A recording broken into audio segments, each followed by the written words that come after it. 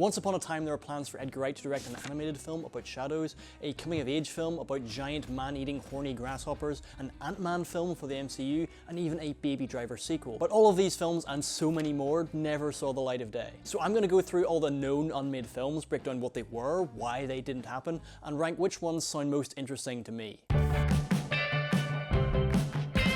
So after the success of Shaun of the Dead, Edgar Wright and Simon Pegg briefly considered doing a sequel to Shaun of the Dead called From Dusk Till Shaun, the title obviously being a riff on From Dusk Till Dawn. And so instead of them coming across zombies, it would be vampires instead. There was never a concrete plan on how the story would unfold. Apparently Simon Pegg wrote a jokey treatment which, quote, was all about Shaun and Ed having to go up to Edinburgh or something. Whereas Edgar had a different idea where they'd essentially do a alternate reality sequel where the movie would start off exactly the same as Shaun of the Dead, but then instead of zombies showing up, it would just be vampires, and then it would split off from there. Now, this was something that was never seriously considered. They said a lot of it was just pub talk, but I'm so glad that this didn't happen. One, because sequels are just really hard to do. What makes a movie feel original and fresh is no longer novel whenever you're doing it again for a sequel. Like, part of Shaun of the Dead's whole thing is taking the American zombie movie and setting it in England, and that was new and exciting and fresh.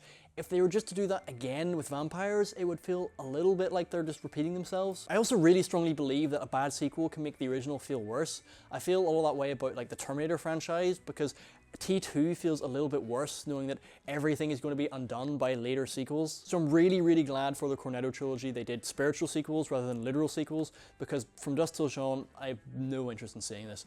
I think I'd give this an F. That said, there's a cool little Easter egg in Into the Spider-Verse where you can see a From Dusk Till Shaun poster.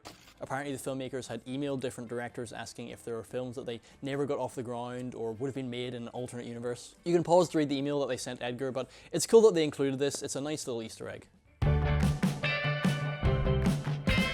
So back in 2003, Edgar Wright met with Artisan Entertainment, who owned the rights for Ant-Man, about making an Ant-Man film. And so he and writer-director Joe Cornish, they went off and they wrote a treatment for it. But ultimately, they didn't pick it up, the treatment didn't go anywhere. But then in 2004, Edgar Wright meets Kevin Feige at Comic-Con, and he's in the middle of trying to set up Marvel Studios. And they discuss Ant-Man as one of the initial superheroes for their big superhero lineup. And then in 2006, it's announced that Edgar Wright will direct the film. Again, it's crazy to think that Edgar Wright was attached to Ant-Man pre-Iron Man. But he's already busy making Hot Fuzz, and then he follows that up with Scott Pilgrim vs. the World, so even as the MCU gets into full swing, he seems to be in no rush to get to it. Now apparently he could have made the film in 2011, but Simon Pegg's star part was exploding. He was in Star Trek, Mission Impossible, and Tintin, and they all had sequel commitments. So if they didn't do The World's End soon, Pegg mightn't have the time to do it. But then he also got the news that his producing partner, Eric Fellner, had just been diagnosed with cancer. And now Wright owes his entire career to Eric Fellner. He was the guy that got Shaun of the Dead made, and he said that he'd feel awful if something happened to Eric, if he passed away, and he hadn't got The World's End filmed. So he told Marvel, sorry, I've got to go make The World's End, and apparently to Marvel's credit, they said, yep, see you in 2 years. So he goes off and he makes The World's End, but then he gets stuck into pre-production on Ant-Man, and the world gets the first glimpse with some test footage at Comic-Con in 2012, and it looks amazing. I mean, just look at it. But in all the delays getting this to production, the Marvel landscape had completely changed. Edgar Wright and Joe Cornish had written a completely original standalone film, but now Marvel wanted to connect to the wider MCU. And apparently Edgar and Joe Cornish really did try to appease these requests, but eventually Marvel took the script and they gave it to another writer to rewrite. It was at this point that Edgar decided to leave the project. See, he's a writer-director, he's not just a director, so I guess he couldn't bring himself to direct changes from someone else's script that he didn't make and he didn't agree with. He later said, quote, I wanted to make a Marvel movie, but I don't think they really wanted to make an Edgar Wright movie. Usually the last thing I want to see a director like Edgar Wright do is a franchise film, but him doing Ant-Man just feels so perfect. Part of the fact is that, especially in 2015, there was no audience attachment to Ant-Man as a character. It's not like Batman or Superman where audiences already love and know who they are. Ant-Man's kind of a rogue choice, and his powers are just so visual. I mean, when you see how Edgar Wright directs action in other films, or you see the clips from the Ant-Man test footage, it just looks like it would have been fantastic. Apparently a lot of elements from the Wright-Cornish script ended up in the final film. The whole heist movie type thing came from them. The Scott Lang, Hank Pym mentor relationship came from them. And having the whole final fight sequence take place in a little girl's bedroom was their idea. But at least unlike every other unmade project, we did get to see some version of this end up on screen. But I think this is one of the projects that stings the most just because of how close it got to actually being made. There were scripts written, it had been cast, they were in pre-production. I just really hope the original script for this leaks someday because this is an S.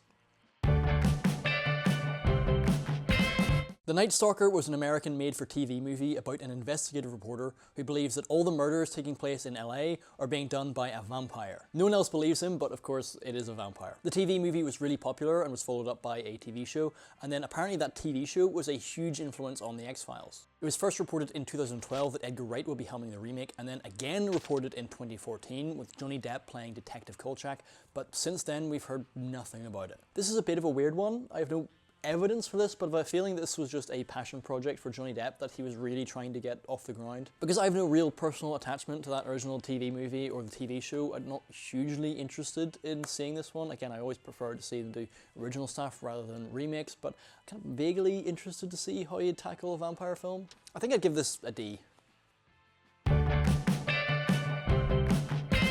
So Grasshopper Jungle is a book by Andrew Smith, and it's about these two teenage boys who accidentally start the apocalypse by releasing giant, horny, man-eating grasshoppers. Sony acquired the rights to the book, and they hired writer Scott Rosenberg to pen the script. He's the writer of Con Air, High Fidelity, and the new Jumanji films. But according to leaked emails from Sony, after Edgar Wright had left Ant-Man, they were really trying to get him for Grasshopper Jungle. There was one email that said, quote, "We're really trying to lure Edgar into more and more of the development of it, so he doesn't take a film while we wait on a script." And they wanted Edgar to write the film with Scott because, quote, "It's Edgar's vision that will make it a bigger movie." And they did manage to lure him in. In 2014, it was announced that he would be directing the project, and then again it was announced in 2017 that New Regency had picked it up, but all these years later, still no movie. On the Baby Driver press junket, he was asked about the film, and he said that, quote, "Potentially, it's one of a couple things that I'm developing.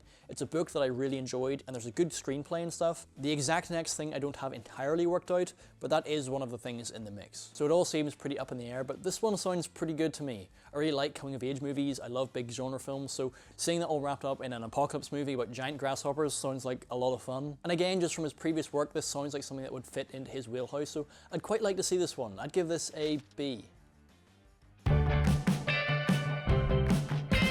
So Dodge and Twist is supposed to be a loose follow-up to Oliver Twist. It would take place 20 years after the original, and it would follow Oliver and the artful Dodger who meet again but on opposite sides of the law, while there's a whole plot to steal the Koh-i-Noor diamond. And apparently the whole thing was set in a stylized steampunk England. It's based on a book by Tony Lee, and the original script was written by writer Cole Haddon, who did NBC's Dracula, and Simon Beaufoy, who wrote Slumdog Millionaire. But then Wright was brought on board to do a full-blown rewrite, but it was then later announced that Jake Kasdan, he's the director of the two Jumanji films, he would be directing the film, so this would make the first film that Edgar had written but not directed. And if I'm honest, that alone makes me a little less interested in this project. Like, Jake Kasdan's a good director, and I'm sure it's a good script, but if this was a project that Wright was really passionate about, he would be the one directing it. That said, I always have a little interest in these kind of projects that take an established cultural landmark that everyone knows and then they twist and play with it. And just from the way this project sounds, you can kind of imagine it fitting somewhere between Guy Ritchie's Sherlock Holmes film and the recent Wonka movie. And with the recent success of Wonka, you can imagine a studio being more keen to get a project like this out, but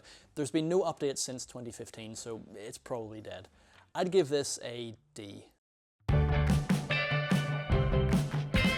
So Fortunately The Milk is a children's book written by Neil Gaiman. He's the writer of The Sandman and Good Omens, and it's about a dad who arrives home really late after getting milk, and he has all these crazy explanations as to why it took him so long that involve pirates and aliens and dinosaurs, and it was all planned to come to the big screen with Johnny Depp in the lead role. It was all going to be a mix of live action and animation, and there was going to be a script written by Brett McKenzie from Flight of the Conchords. I haven't read Fortunately The Milk, but I really like Neil Gaiman, and I also really like Brett McKenzie, and I also really like Edgar Wright, so this sounds like a lovely combination of talent. And it'll be really nice to see Wright tackle something more whimsical and something more specifically aimed at children. Also, already his films are pretty densely packed, so to see him take on something like this, which would have everything and the kitchen sink, just sounds fantastic. And then there's also the fact that this would be a blend between live action and animation, and Edgar Wright is a director who always uses every tool at his disposal, so I'm sure he would have some weird, wacky, creative way of blending the two, and I'd love to see how he would do that. You can imagine this project just being so much fun. I'd give this a B. Okay, so aside from Ant-Man, Shadows is the one other unmade project on this list that has footage, but this is a project that was started before Wright got involved. So in 2010, DreamWorks announced a new animated film called Me and My Shadow, and it'll be about a shadow called Dan who wants a more exciting life, but he's stuck to a shy and boring man called Daniel Grubb. But when a crime in the shadow world puts both their lives in danger, Daniel's shadow would have to take over to stop an evil shadow who's leading a rebellion to get all the other shadows to take over their human counterparts. This was going to star Josh Gad as Daniel and Bill Hader as as his shadow, which is great casting, and it had actually gotten far enough in production where they had started recording lines and even started animating stuff. This was originally being directed by Mark Dindal, who directed Chicken Little and The Emperor's New Groove, but then for unknown reasons he was replaced by Alessandro Carloni, who went on to later direct Kung Fu Panda 3. The whole thing with this movie is that it was supposed to be a mix between hand-drawn animation and 3D animation, and from all the clips here it looks pretty great, but during the production of it, DreamWorks were in real financial trouble. Their films Turbo, Rise of the Guardians, Mr. Peabody and Sherman, and The Penguins of Madagascar had all underperformed at the box office. And in 2015, DreamWorks cut over 500 jobs, and so somewhere within that, the original production of Me and My Shadow was halted. But then in November of 2015, it was announced that Edgar Wright had been hired to make a film about shadows, and it would be co-written by David Walliams. And the announcement came with this quote from the producers who said that, "We've always been intrigued by a film concept involving shadows," which is just a really funny sentence. Apparently Wright and Walliams wrote 3 drafts of a script, but then Comcast bought DreamWorks, so there was a whole regime change at the studio. So all the people that had hired Wright and Walliams to helm this project no longer worked at the company, so the project died. So it seems like Wright's version would have been a different story for Me and My Shadow, but from the clips that we have available, it gives us some indication of what it could have looked like, especially because I'd imagine there'd be a lot of overlap in DreamWorks employees working on the project. And just seeing this stuff, it's crazy to think about what we could have gotten with Wright's input. He's already such a visually kinetic director, so the idea of him doing something in animation where anything is possible is so exciting. It's amazing to think about what this project could have been. I'd give this an A. Set My Heart to 5 is a novel about an android dentist named Jared who has an emotional awakening after watching 80s and 90s movies, and he decides he's going to write a script that will change the world. That logline sold me enough to buy the book, and what I hadn't realised is that the robots like Jared look more like humans rather than being Wall-E type robots, if that makes sense. But either way, there's just something really compelling about robots that learn to have feelings. The fact that it's an introduction to movies that sparks this character's journey as well is really interesting. In the book he watches Titanic and The Goonies, and he watches Star Wars, and his description of Star Wars is quite funny because he really identifies with C-3PO and R2-D2. He's like, those two are the real heroes of the movie. Obviously you can talk about those films in the book, no problem, but when it comes to making a movie about it, you're going to have to show them, and I wonder if there'd be any issue with showing those films on screen. Would there be any rights issues, and would Edgar Wright have any films of his own that he would consider essential to Jared's emotional awakening? I'd be very curious to see how he'd approach it and if it would change, whether it be because he wanted it to change or if he'd have to change different movies because of rights issues. It'd be really nice to see this brought to screen, and obviously Wright is a perfect director, so I'd give this a B.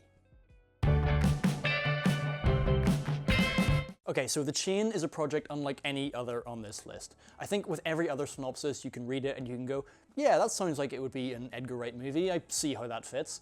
Not this one. The Chain is an adaptation of a book by the same name, and it's about a woman whose daughter has been kidnapped, and the only way she'll get her daughter back is if she kidnaps someone else's child. If she doesn't do it, her daughter will be murdered. This project sounds dark as hell, and while most people probably associate Edgar Wright with comedies, he's never been afraid of taking on darker subjects like alcoholism in The World's End or sexual abuse in Last Night in Soho. But all those elements are wrapped up in big genre movies. They unravel as the film progresses. The darker part of the film isn't the main selling point of the movie the way The Chain is, and that's what really interests me about him doing this project, because even though a lot of his movies, at least the Cornetto trilogy, is really grounded in reality, the way that he shoots those and films those is so exaggerated and larger than life and fun.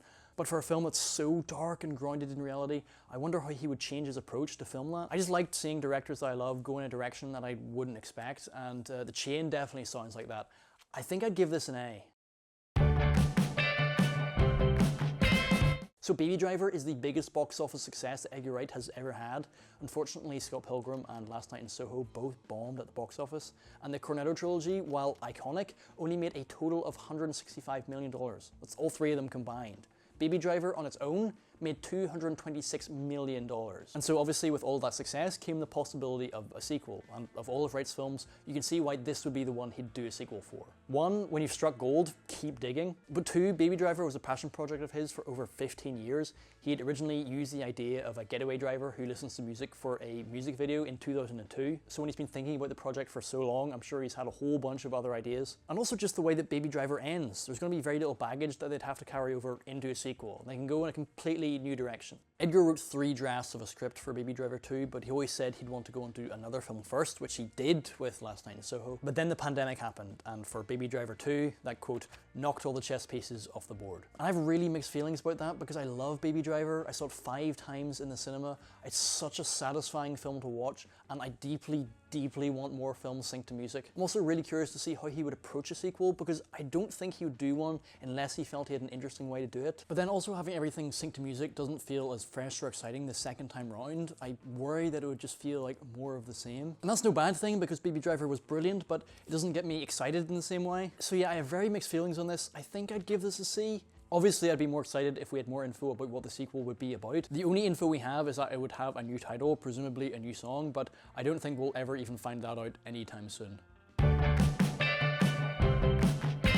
So Stage 13 was a project based on a short story by ex-SNL writer Simon Rich. And the short story is about this silent film era actress who is haunting Stage 13 of this movie studio. Now the studio are sick of her being there because she's murdering people and causing all sorts of havoc, but she can't move on until she completes her unfinished business because ghost logic. Problematically, her unfinished business is to become a movie star. So the studio has a plan to hire a rookie director to pretend to film this 1920s racist silent film that she was supposed to be in, and that will get her to complete her business and she'll move on. Now I imagine there'd be a lot of changes in adapting this to a feature film, but having read the short story, I really didn't love it. You know that rom-com trope? You've seen it in things like 10 Things I Hate About You or She's All That, where character A gets into a relationship with character B and it's based on some sort of bet or they have some sort of ulterior motive. And over the course of the movie, they start to actually get feelings for that person. But then person B finds out that the whole thing was initially based on a lie, and so the whole thing blows up and they fall out. Then character A is stuck because now they genuinely do really care about that person, and so now they have to do something to win that person back and show that they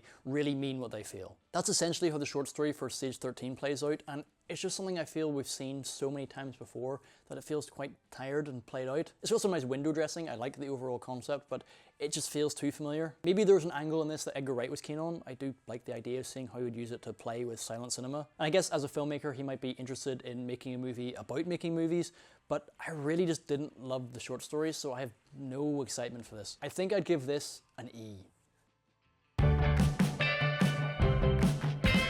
Okay, so at the time of recording, this is currently unmade, but it looks like Edgar Wright's next project is going to be an adaptation of Stephen King's The Running Man. It's set in this dystopian future where people are willing to risk their lives for a chance to win $1 billion on a TV show called The Running Man. The objective is to elude police and trackers for an entire month while everyone on the planet is also watching. Now, there was already a film version released in 1987 with Arnold Schwarzenegger, but that basically just took the title and some of the characters, and that's it. So because that film is so different from the book, Wright said that he felt the novel was crying out to be adapted. And I'm really excited about this because I've read the book and it's a pretty damn good read, but I also think it's a book that could be improved by a film adaptation because part of the whole setup is that he's on a television show and you can only get so much of a sense of that from the written word. You don't get the music, the graphics, the tone. There's so much character in it that you just can't get on the page. And when you see the fake movie trailers that Edgar Wright directed for Scott Pilgrim, he'd just be perfect to tackle the details like this. I also just really love the idea of Edgar Wright tackling science fiction set in the future because I think sci-fi, especially when it's standalone and it's not part of an already pre-established franchise, is one of the hardest things to direct. Because for any other kind of movie, you can go to a location or build a set that approximates a real location. With science fiction, you have to build a whole world. The Running Man is set on Earth, but they're going to have to design a whole new architecture for this dystopian landscape, and if you don't buy into the world that they've created, the movie doesn't work. And then there's also the question of how he'll approach the adaptation, which I'm really fascinated by, because this book is dark. I'm really curious to see if they change the finale from the book, because it's not exactly a Hollywood ending, and honestly, if they do the book ending, I can't really see this movie performing commercially because it's dark. I'm also really excited about this project just because it feels so different from everything else he's done. You wouldn't read the book and think this feels like an Edgar Wright movie, so the fact that he's decided it's going to be one is really interesting, and I just cannot wait to see how he tackles it. This is an S tier. Okay, so I'm going to rattle through a couple projects he was apparently offered to direct, but were never actual projects he was working on. So he was initially offered to do Mission Impossible 4, the film that eventually became Ghost Protocol, but he turned it down because he would have had to not do the press for Scott Pilgrim. And while it would have been cool to see Edgar Wright do a Mission Impossible film, Brad Bird's film was fantastic, so I don't think it's any great loss. I think everyone won there. If you've read or listened to any Edgar Wright interview, you've probably heard him talk about An American Werewolf in London, and apparently he was offered to direct a remake of it, and he was like, the original is perfect, why would you remake it? So he turned it down. And again, Not worth remaking. Really glad he didn't put his time into this. There was a Gambit film in development, the character from the X-Men franchise, with Channing Tatum set to play the character, and he was offered to direct it, but he turned it down because he wasn't that familiar with the character, and he felt it would probably be someone else's dream gig to direct a Gambit film, but it wouldn't be his. He was announced to be attached to this science fiction film called Collider, but there's really no information with it, so there's not really anything to say. Would like to see him do science fiction. Who knows what this would have been.